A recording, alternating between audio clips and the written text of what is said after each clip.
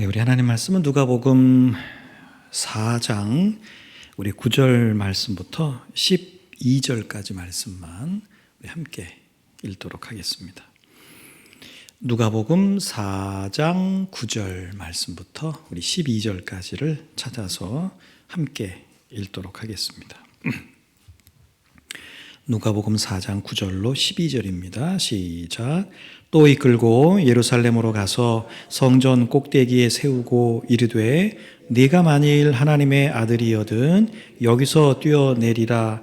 기록되었으되 하나님이 너를 위하여 그 사자들을 명하사 너를 지키게 하시리라 하였고, 또한 그들이 손으로 너를 받들어 네 발이 돌에 부딪히지 않게 하시리라 하였느니라. 예수께서 대답하여 이르시되 주 너희 하나님을 시험하지 말라 하였느니라. 아멘. 자, 지금 우리가 예수님께서 마귀에게 시험 받으시는 내용들을 이제 매주 좀 살펴보고 있습니다. 지난주 우리가 두 번째 시험, 권세, 권력에 대한 시험이었는데 이건 우리도 마찬가지라고 그랬습니다. 우리가 뭐 무슨 정치하는 사람도 아니지만 그러나 그렇다고 해서 우리가 권세나 권력, 권한이 없느냐 그런 건 또 아니죠. 그래서 우리에게도 약한 유혹 가운데 하나인데 우리가 인생을 살면서 꼭 해야 되는 질문, 내가 누구에게 절할 것인가? 다시 말하면 내가 누구를 섬길 것인가? 이것을 늘 우리는 질문하면서 살아가자고 했습니다. 우리가 뭐 누구 앞에서 진짜 이렇게 절하듯 뭐 그런 절은 뭐 하겠습니까? 그러나 우리가 인생을 살아가면서 알게 모르게 수많은 것들 앞에 고개 숙이면서 살아간다는 것이죠. 내 삶의 주도권을 하나님께 내드리는 게 아니라 다른 어떤 것들에게 주어서 그것에 이끌려 살아갈 때가 참 많다. 그러니까 절이라고 하는 게 그런 거죠. 나의 시간을 바치고 생각을 이렇게 빼앗기고 어떤 결정을 맡기는 것이기 때문에 내가 어떤 물질 때문에 하나님의 뜻을 미루면 그 만몬에게 절하는 것과 같다는 거고, 또 사람의 평가 때문에, 오늘 말씀도 같은 말씀인데 사람의 평가 때문에 진리를 자꾸 숨기면 사람에게 절하는 것과 같고, 편안함 때문에 순종을 포기하면 내 스스로에게 절하는 것과 같다 그랬습니다. 그래서 결국 이 권한, 권력, 권세 뭐 이런 것들이라고 하는 것들이 굉장히 달콤하기 때문에 쉬 버리기가 어려운 것들이라고 하는 거죠. 그래서 우리가 주도권, 내 인생의 주도권이 누구에게 있는가? 나는 누구의 말을 듣고 사는가? 누구의 말에 어떤 귀 기울이고 어떤 선택과 결정 앞에 어떤 것이 가장 그 선택과 결정의 우선순위가 되는가? 이것들을 좀 우리가 살펴보면서 살아가자라고 했습니다. 그래서 우리가 좀 매일 아침 눈 뜰 때 오늘 나의 시간, 나의 물질, 나의 선택, 나의 결정 이런 것들에 대한 핸들을 누가 잡고 있는가? 이것에 대해서 물어보고, 주님 오늘도 내 삶의 자리에서 늘 주도권은 하나님에게 있습니다. 내가 어떤 선택을 할 때 늘 하나님께 묻고 어떤 결정을 할 때 늘 하나님 앞에, 하나님 말씀 앞에서 점검하겠습니다. 좀 이렇게 기도를 좀 시작하자고 했습니다. 자, 오늘 말씀은 예수님께서 당하신 세 번째 시험으로 명예에 관한 명예에 관한 시험이다. 우리 보통 그렇게 알고 있지만 사실은 이 영성에 관한 것이라고도 이 말씀을 연결할 수 있습니다. 자, 앞서서 두 시험에 다 이렇게 실패한 이제 마귀가 이번에는 예루살렘 성전 꼭대기로 데려갑니다. 마귀는 예수님을 성전 중에서도 가장 높은 곳, 기드론 골짜기가 내 보이는 그런 아찔한 자리로 데리고 가죠. 자, 그곳은 사람이 서 있기만 해도 아래만 쳐다봐도 정말 그 다리가 떨릴 정도의 그런 높은 자리였습니다. 자, 두 번이나 예수님께서 성경 말씀으로 자기의 시험을 이겼기 때문에 오늘 이 세 번째 보면 마귀가 하나님의 말씀을 인용해서 예수님을 시험하는 걸 볼 수 있습니다. 여러분, 마귀가 하나님의 말씀을 모른다? 알죠? 우리를 시험할 때 그 말씀을 이용한다는 거예요. 오늘 보면 그렇죠? 당신이 하나님의 아들이심을 인정할 테니까 내가 그래 오케이, 당신 하나님의 아들임을 내가 인정할 테니까 당신도 스스로 하나님의 아들이라는 것을 이 성전 꼭대기에서 뛰어내림으로 증명해 보여라, 이런 취지의 유혹인 것이죠. 성경에 따르면 하나님이 천사를 보내서 메시아가 떨어지지 않도록 이렇게 받는다고 되어 있지 않느냐 이렇게 이야기합니다. 자, 사단이 인용한 말씀이 시편 91편 11절 12절 말씀입니다. 자, 그 말씀을 그대로 읽어보면 이렇습니다. 그가 너를 위하여 그의 천사들을 명령하사 내 모든 길에서 너를 지키게 하심이라. 그들이 그들의 손으로 너를 붙들어 발이 돌에 부딪히지 아니하게 하리로다. 자, 이 말씀은 하나님께서 성도들을 철두철미하게 지켜주신다 이런 의미의 말씀인 것이죠. 자, 그런데 이 사단이 인용한 이 말씀이 뭐 틀렸거나 잘못된 건 아닙니다.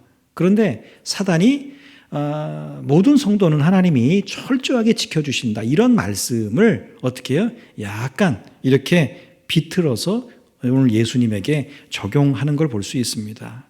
그러니까 오늘 이 세 번째 시험은 예수님에게 하나님 믿지 마 이게 아니라 하나님을 이용해서 나를 증명해 봐라 이런 말씀인 거죠. 하나님을 믿지 말라는 게 아니라 하나님 믿어 오케이. 근데 하나님을 이용해서 너를 증명해 봐 이런 유혹이라고 하는 것이죠. 자, 마귀가 예수님에게 하나님을 부인하라고 하지 않았어요. 오히려 하나님을 믿는 것처럼 말하죠. 그런데 속뜻은 그렇지 않습니다. 네가 정말 하나님을 믿는다면 하나님을 너의 명예를 위해서 사용해 보라. 이런 유혹이자 시험이었죠. 여러분, 그래서 이게 영적인 시험도 되는 겁니다. 신앙의 이름으로 나를 드러내고 말씀의 이름으로 내 욕망을 포장하라. 이런 시험인 것이죠. 여러분, 그런 말이 있습니다. 사단이 성도인 우리들을 정면으로 공격하지 않고 늘 주로 옆으로 미끄러지게 하는 방법으로 우리를 유혹한다. 왜냐하면 우리도 믿음을 나름대로 갖고 있잖아요. 그러니까 뭐 계속해서 나오는 말씀이지만 사단이 우리에게 야, 너 하나님 믿지 마. 그러면 우리 중에 안 믿을 사람이 어디 있겠어요. 그럴수록 더 우리는 믿게 되죠. 근데 사단이 그런 방법 쓰지 않는다는 거예요. 그런 방법이 통하지 않는다는 걸 알아요. 그래서 뭐 한다는 거예요? 옆으로 미끄러지게 하는 방법으로 유혹한다라고 하는 것이죠. 하나님의 말씀이 맞는 것 같은데 실제로는 아닌 것이죠. 대표적인 게 우리가 사단이 하와를 유혹할 때 했던 말이죠. 하나님이 참으로 너희에게 아담과 하와에게 동산 모든 나무의 열매를 먹지 말라 하시더냐 이렇게 질문하죠. 하나님은 분명히 선악과 말고는 다 먹어라 아주 편안하게 좋게 긍정적으로 다 먹어. 근데 선악과만 먹지 마 이렇게 말씀하셨거든요. 그런데 그걸 비틀어서 부정적인 표현으로 그죠? 이걸 보면 꼭 마치 하나님이 모든 거 다 먹지 말라고 한 것처럼 들리도록 그렇게 이야기합니다. 하나님 말씀인 척하지만 실제로는 하나님의 말씀이 아니죠. 자, 하와도 이걸 들은 다음에 좀 하나님의 말씀대로 정확하게 응수했으면 좋았을 텐데 하와 역시 하나님의 말씀, 들은 하나님의 말씀을 자기식대로 이해하고 또 자기가 하고 싶은 대로 표현하는 걸 볼 수 있습니다. 동산 나무의 열매를 우리가 먹을 수 있으나 동산 중앙에 있는 나무의 열매는 하나님의 말씀에 너희는 먹지도 말고 만지지도 말라. 너희가 죽을까 하노라. 이렇게 대답을 하와가 하죠. 여러분, 하와의 문제가 뭐죠? 하나님의 말씀을 몰랐다는 데 있지 않아요. 사단이 뱀이 야, 동산나무 모든 거 먹지 말라 그랬니? 물을 때 몰라 이렇게 대답하지 않았어요. 알았어요. 하와는 하나님이 뭐라고 말씀하셨는지. 그런데 말씀은 알았지만 정확하게 붙들지 못했다는 거예요. 정확하게 이게 굉장히 중요합니다. 하나님의 말씀을 듣긴 들었는데 정확하게 붙들지 못했습니다. 하나님이 반드시 죽으리라 그랬죠. 근데 죽을까 하노라 이렇게 바꾸죠. 약하게 만들었습니다. 하나님이 말씀하시지 않은 만지도 말라 이 말을 덧붙입니다. 여러분, 말씀은 빼도 위험하고요, 더해도 위험한 거예요. 꼭 기억해야 됩니다. 하나님의 말씀이 쭉 있는데 읽다가 그걸 단어든 문장이든 뭐 어떤 한 절이든 빼도 위험하고 거기다가 뭔가를 더해도 위험합니다. 여러분, 이단이 왜 그래요? 빼거나 더했기 때문에 그런 것이죠. 여러분, 오래 신앙생활한 분들은 나는 하나님의 말씀을 안다 이게 생각하기가 쉽죠. 우리가 뭐 들은 풍월이 있잖아요. 설교를 늘 듣고 또 나름대로 성경도 읽고 하다 보면 하나님의 말씀 내가 다 알아 이렇게 생각하기 쉬운데, 여러분, 오래 들은 말씀일수록 익숙함 때문에 우리가 그 말씀을 정확하게 모를 수 있다는 것도 항상 유념해야 합니다. 내가 잘 알고 있다는 말씀일수록 여러분 더 잘 이렇게 살펴보셔야 합니다. 여기 교회학교 선생님들 계신가요? 구역 인도자들 계십니까? 이제 뭐 구역공과 이런 데 보면 제목하고 본문만 딱 보면 여러분 내용 다 아시잖아요. 무슨 내용인지. 뭐 이 이야기, 뭐 다 하는 거야. 거기 뭐 교재에 보면 또 뭐 서론, 본론, 결론 다 나와 있으니까 뭐 다 아는 말씀. 그래서 그냥 한번 쭉 읽고 가서 인도를 한다. 여러분 그러면 실수하기가 쉽습니다. 다 하는 말씀일수록 오늘의 본문 말씀을 10번, 20번 읽고 그리고 그 교재의 내용도 잘 익숙하게 한 다음에 여러분 구역 식구들 인도를 하셔야 합니다. 왜? 여러분 하나님의 말씀은 우리가 놓치는 게 굉장히 많습니다.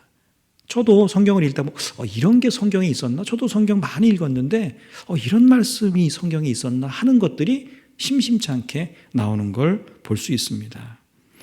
여러분 우리가 하나님의 말씀을 제대로 잘 읽는 것 같아도 하와처럼 읽고 하와처럼 이해하고 해석하는 경우가 참 많습니다.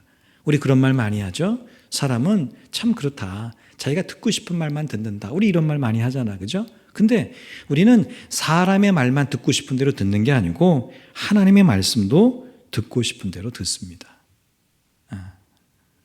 여러분 하나님의 말씀도 우리는 듣고 싶은 대로 듣고 읽고 싶은 대로 읽고 내가 이해하고 해석하고 싶은 대로 해석하고 내가 적용하고 싶은 대로 적용을 합니다.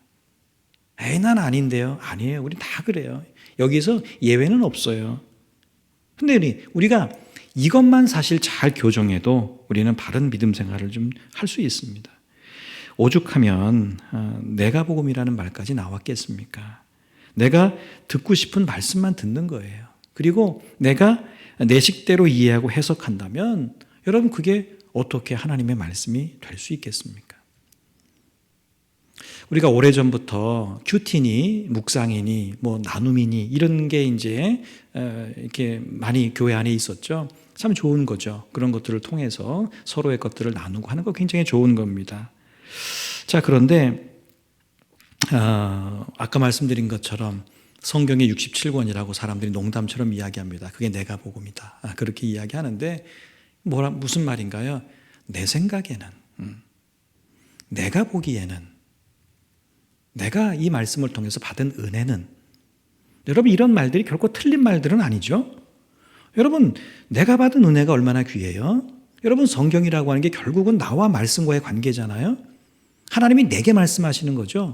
여러분 그래서 결국 이 말씀이 내가 받은 은혜가 귀하고 내게 주신 말씀이 맞지만 여러분 농담처럼 내가 복음 이게 너무 강하면 하나님의 말씀도 내 마음을 편들어주는 도구가 돼버리고 만다는 겁니다. 여러분 말씀은 내 생각을 더욱 견고하게 만드는 도구가 아니라 내 생각을 뭐 하는 거예요?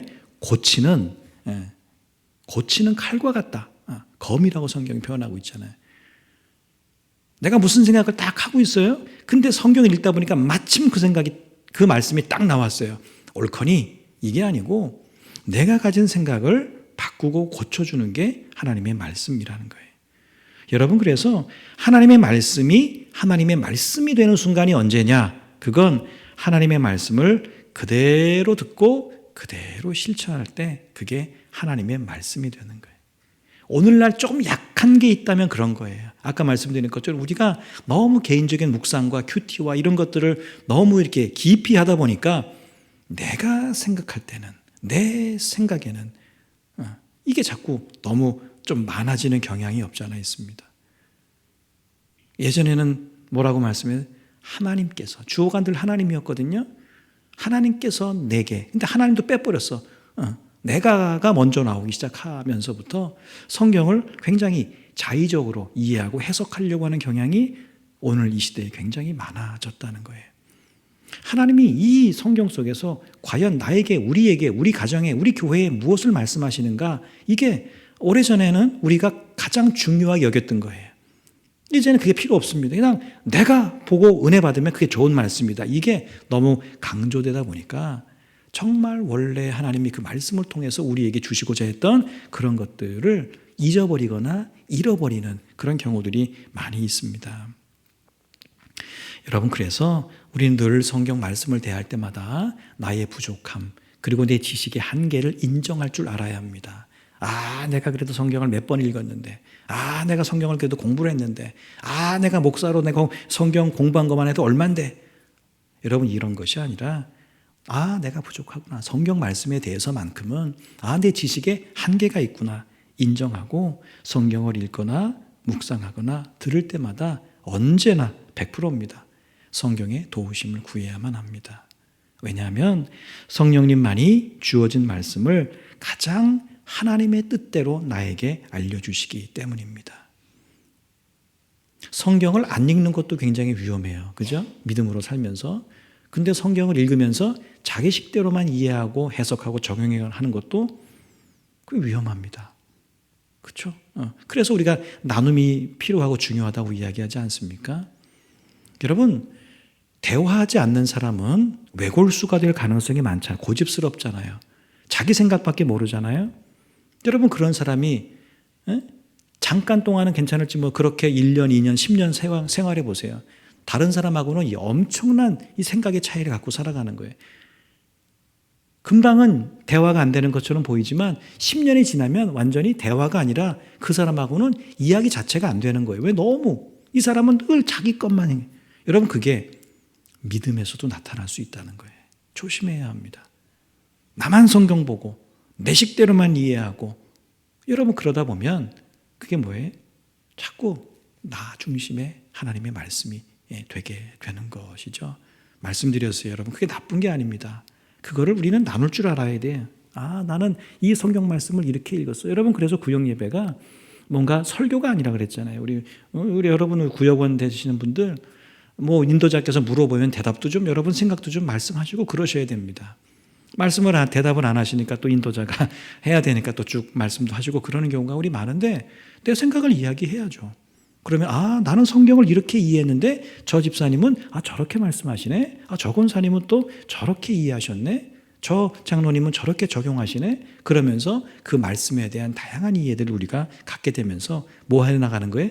다 부족한 사람들끼리 모여서 그 가운데서 하나님의 뜻을 발견해 나가는 게 우리가 소그룹 모임에서 구역 예배를 드리는 아주 중요한 결정적인 이유 중에 하나입니다. 여러분, 그렇다면 만일 오늘 예수님이 성전 꼭대기에서 진짜 뛰어내리셨다. 어떻게 됐을까요?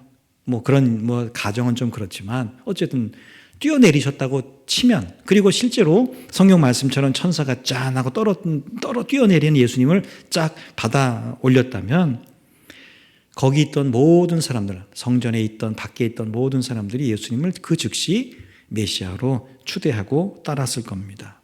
자, 그런데 예수님은 어떻게 했다? 그렇게 하지 않았다는 거죠. 왜죠? 여러분, 그건 넓고 편한 길이에요. 뛰어내리고 천사가 탁 받으면 그걸 모든 사람이 보면 그거 안 믿을 사람이 어디 있겠습니까? 예수님을 메시아로 추대하고 추앙하지 않을 사람이 어디 있겠어요? 근데 그건 예수님 볼 땐 넓은 길이에요. 지난주 말씀처럼 그건 하나님의 뜻이 아닙니다. 하나님의 뜻에 맞는 방식이 아니었습니다. 하나님의 뜻은 예수님이 좁고 험한 십자가의 길을 가는 것이고, 또 조용하고 은밀하게 묵묵히 하나님의 말씀을 증거하다가 때가 되었을 때에 모든 이들을 위해서 죽는 것이 하나님의 원하시는 뜻이었습니다. 여러분, 우리에게는 인정 욕구라는 게 있죠. 다른 사람 앞에서 내가 이런 사람이다 이렇게 인정받고 싶은 것이죠. 여러분, 너무 당연해요. 그리고 우리는 서로 늘 인정해 줄 줄 알아야 합니다. 잘하고 못하고 늘 인정해 주는 거. 우리 어린아이들 마찬가지죠. 어렸을 때부터 부모로부터 뭘 하든지 간에 인정을 받고 자란 아이들은 자존감이 높아져서 커서도 뭘 해도 괜찮습니다. 자꾸 우리는 인정해 줘야 합니다. 너무 당연하고 서로 인정하는 삶을 살아가야 되는데, 이 인정 욕구가 잘못되면 이를 그르치는 경우가 많습니다. 어떤 분이 교회에서 열심히 봉사하고 집에 왔습니다. 근데 집에 와서 가족에게 그럽니다. 이거 아무도 고맙다는 말을 안 하네. 이런 이야기를 가족에게 했어요. 그랬더니 옆에 있던 가족이 하나님이 아시잖아. 그러니까 또 이제 본인이 이야기하는 거예요. 하나님이 아시는 건 아는데 사람들도 좀 알아봐 줬으면 좋겠다. 그게 다 우리들 마음이죠. 내가 사람들을 보든 보지 않든 우리는 다 우리의 맡겨진 자리에서 열심히 하지 않습니까? 여러분 그런데 우리 안에 한켠으로는 이분 같은 그런 마음들이 늘 있습니다. 여러분 그래서 우리에게 이 은혜라고 하는 게 사실은 필요합니다. 사람들에게 들키고 싶은 마음, 여러분 이거를 좀 하나님 앞에 조용하게 내려놓는 거, 이게 성숙한 믿음이 아닐까 생각을 해봅니다. 우리에게는 그러고 싶잖아요. 내가 열심히 나는 보든 보지 않든 난 열심히 일해. 그럼에도 불구하고 우리 마음 한쪽에는 뭐예요? 그래도 사람이 한번 봐주면 좋겠다. 그러면서 아유 권사님 집사님 너무 애쓰시네요. 감사합니다. 수고하셔서 이렇게 그런 말을 좀 우리 듣고 싶은 마음이 있잖아요. 근데 여러분 우리가 그럴 때 그런 것들을 좀 하나님 앞에 조금 조용히 내려놓는 것, 여러분 그게 좀 더 성숙한 믿음이 아닐까. 여러분 그래서 무슨 일을 할 때 순수하고 순전한 마음으로 해야 합니다. 여러분의 일상도 마찬가지고 특별히 교회 안에서 어떤 일들을 할 때 순전한 마음, 순수한 마음, 하나님 앞에서 갖는 마음으로 우리는 해야 하는 거죠. 그렇지 않으면 상처라는 걸 받게 됩니다. 나는 인정받고 싶은 마음 때문에 열심히 했는데 사람들이 인정해 주지 않으면 이 상처가 되잖아요. 그렇죠? 사람들이 좀 이렇게 좀 봐주기를 바라는데 안 봐줘. 그러면 여러분 이게 상처가 되는 거죠. 여러분 그래서 내가 지금 순전한 마음으로 순수한 마음으로 하는지 안 하는지 이거를 우리가 알려면 내가 사람들이 하는 말에 상처를 받는지 또 사람들의 반응에 따라서 내가 어떤 것을 할지 말지 이런 것들을 결정하는 걸 볼 수 있습니다. 보면 알 수 있습니다. 여러분 우리가 상처는 받을 수 있어요. 그런데 그 상처가 순종의 여부를 흔들 때 우리는 상처는 받을 수 있죠. 내가 스스로 상처를 내는 게 아니니까 상처는 누군가가 내게 주는 거니까.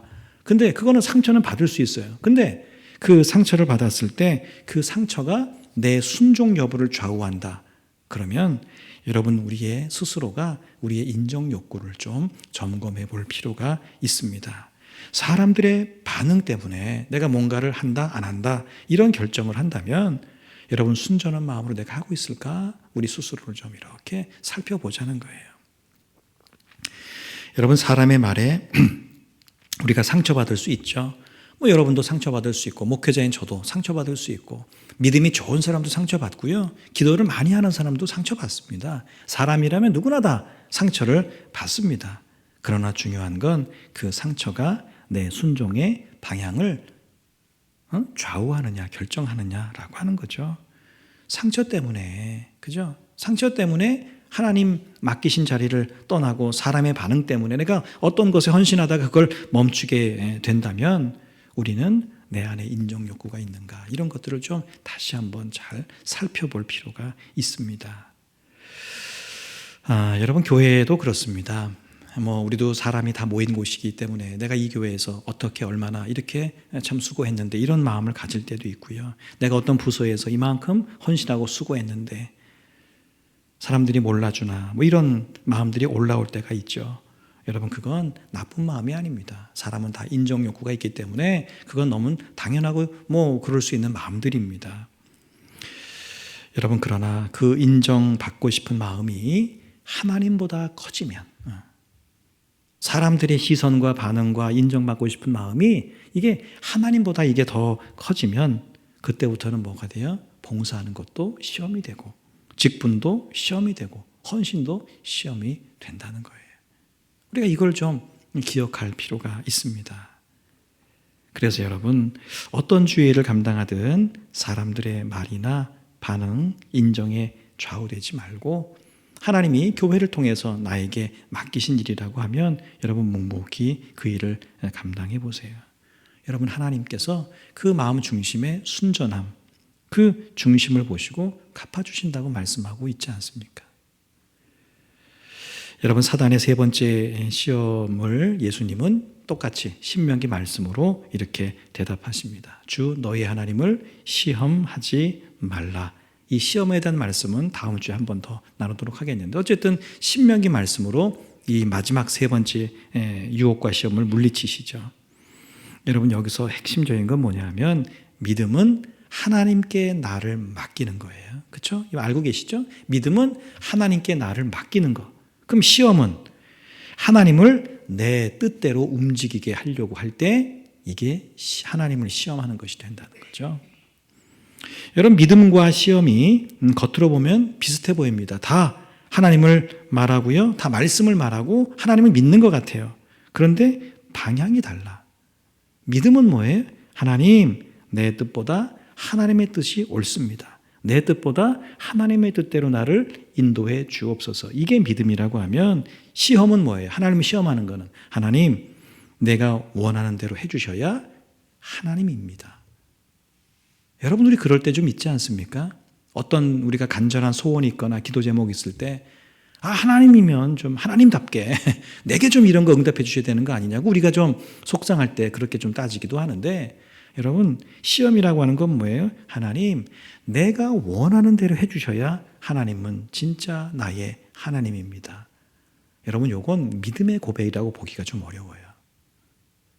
그 말 하나하나를 뜯어보면 그게 믿음의 고백이라기보다는 하나님을 시험하는 것과 같은 그런 말일 가능성이 굉장히 많습니다.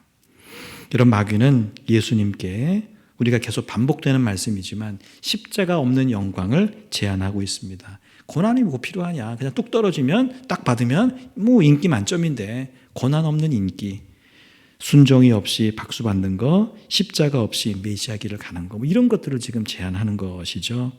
자, 그런데 예수님은 뭐예요? 뛰어내리는 쉬운 선택을 하지 않고 걸어가는 십자가의 길로 가는 그 길을 선택하셨습니다. 여러분, 믿음이라고 하는 것은 하나님을 이용해서 내가 이런 사람이라는 걸 증명하는 게 아닙니다. 그러므로 여러분, 세상 가운데 살다가 믿지 않는 사람들이 그런 말 하는 거 여러분 자주 들으시죠? 야, 너는 믿는데 왜 그래? 사는 게 왜 그래? 건강이 왜 그래? 뭐 물질, 돈이 왜 없어? 뭐 이런 얘기들 숱하게 듣습니다. 그러면 우리 애들 말로 쫍니다. 이렇게. 그래. 예수 믿으면 좀 아픈 것도 확 낫고 죽지도 않고 뭐 돈도 많고 어렵지 않고 남 팍 도와주면서 그렇게 살아야 되는 거 아니야? 우리 이런 생각을 하면서 위축이 될 때가 있습니다. 여러분, 그 논리대로 하면 세상에 순교자는 하나도 없어야 돼요. 그렇잖아요. 하나님 믿는 사람은 죽으면 안 되는데, 그것도 핍박받다 죽는 일이 왜 있어야 돼? 하나님이 하나님이시면. 여러분, 우리 믿음이라고 하는 건 그게 아닙니다. 하나님을 이용해서 내가 이런 사람이라는 걸 증명하는 거 아닙니다. 예수님 시대 이후에 왜 기적이 줄어들었는데요? 결코 여러분, 기적은 사람에게 믿음을 가져다 주지 못합니다. 기적 보면 사람들이 믿을 것 같죠? 천만에 더 큰 기적을 바라는 게 사람의 모습이라는 거예요. 여러분, 우리가 그것들 앞에, 그런 어떤 이야기들 앞에서 우리가 좀 당당할 줄 알아야 합니다. 여러분, 믿음은 뭐예요? 하나님 앞에서 나를 내려놓는 것이 믿음이죠. 여러분, 우리는 사람들이 인정받고 싶죠. 내가 왜 이렇게 뭐 수고했는데 몰라줄까? 뭐 이렇게 뭐 여러 가지 우리 있습니다. 여러분, 그러나 기억해야 됩니다. 알고 있잖아요. 사람은 몰라도 하나님은 아신다는 거예요.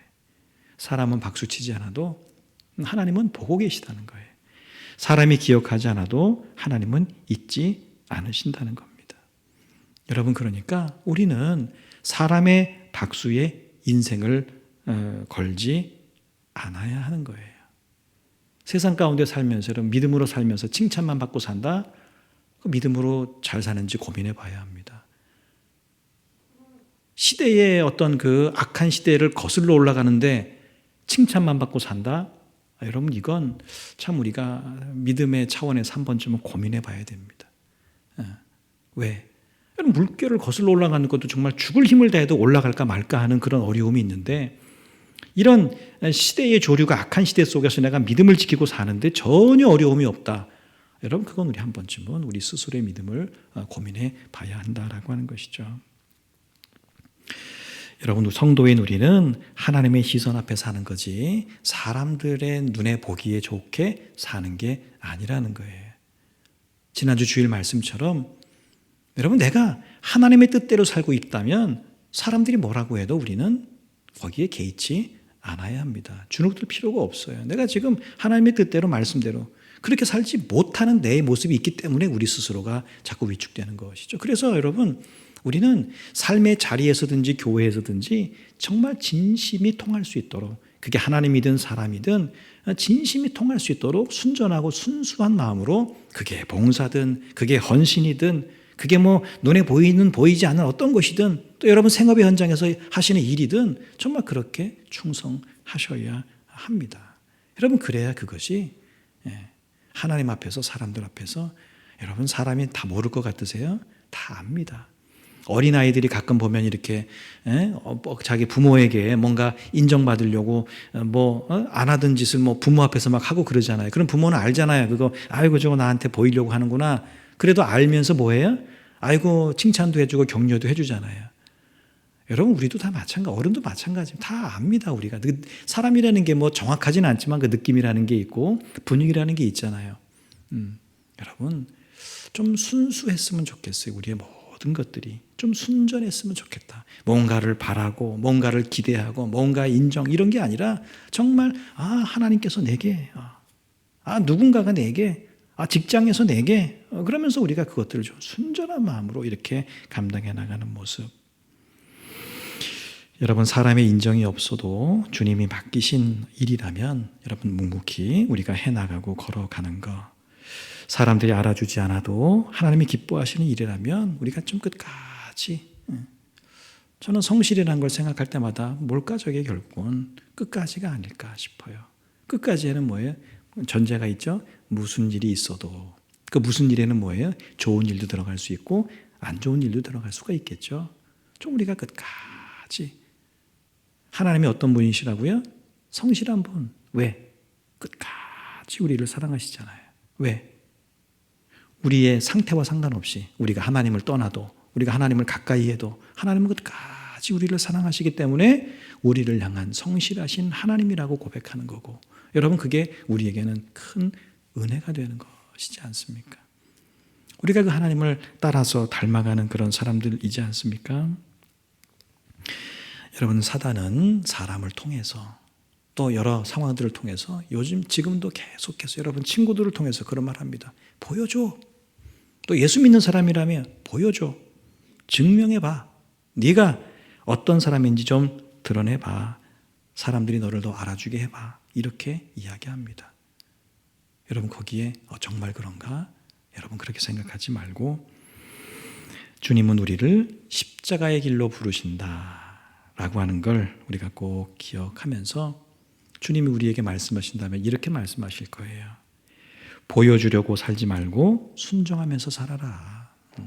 보여주려고 살지 말고 순종하면서 살아라. 인정받으려고 헌신하지 말고 은혜에 감사해서 헌신해라. 사람 앞에서 내 이름을 높이려고 하지 말고 하나님 앞에서 너의 중심을 지켜라. 주님이 우리에게 말씀하신다면 그렇게 말씀하지 않으시겠습니까? 마귀의 시험은 하나님을 버리라는 유혹이 아니라 하나님을 이용해서 믿음을 이렇게 믿음이라는 걸 빙자해서 나를 드러내라 이런 유혹이었다는 걸 기억하면서 여러분 남은 삶 사람 앞에서 나를 증명하려고 뛰어내리는 삶이 아니라 하나님 앞에서 묵묵히 순종의 길을 가는 여러분 되시기를 주의 이름으로 축복합니다.